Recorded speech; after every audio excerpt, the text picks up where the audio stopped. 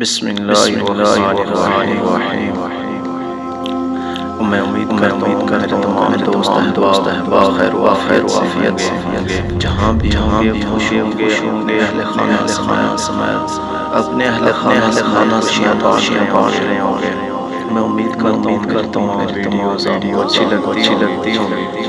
ہم اسلام کو پھیلانے کے لیے آپ کی مدد کریں، ہیلپ کریں، لائک شیئر ضرور کیا کریں۔ آج ہم جس حدیث کے بارے میں ذکر کریں گے نماز فجر کی اہمیت و فضیلت۔ نماز فجر پڑھنے سے کیا اہمیت ملتی ہے اور کیا فضیلت ہوتی ہے اس کے بارے میں بیان کریں گے۔ ایک آدمی نبی کریم صلی اللہ علیہ وسلم کے پاس سوال کیا تو آپ صلی اللہ علیہ وسلم نے دو درمیان جتنی بکری اسے دے۔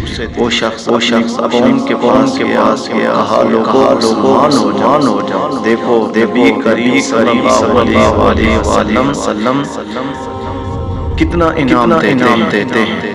اسی طرح پوچھا گیا جنت کتنی دور ہے؟ آپ صلی اللہ علیہ وسلم فرمایا جنت دو قدم پر ہے، پہلا قدم نفس اور دوسرا قدم جنت میں۔ سبحان اللہ۔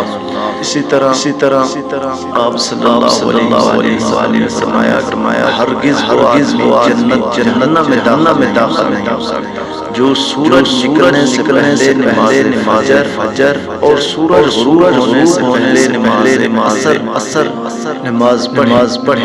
مسلم شریف میں آتا ہے نماز فجر سورج نکلنے سے پہلے پڑھ لیا کریں، نماز اثر سورج غروب ہونے سے پہلے پڑھ لیا کریں۔ اس کا ایک بہت بڑا ثواب ہے۔